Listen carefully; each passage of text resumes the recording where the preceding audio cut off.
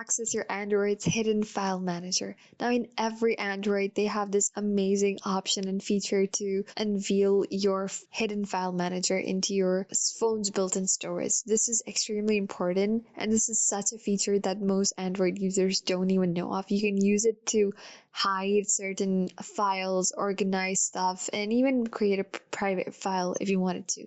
For that purpose, head over to your settings and click on storage. Now, at the storage, you're going to select files and access the built-in file manager for advanced file organization.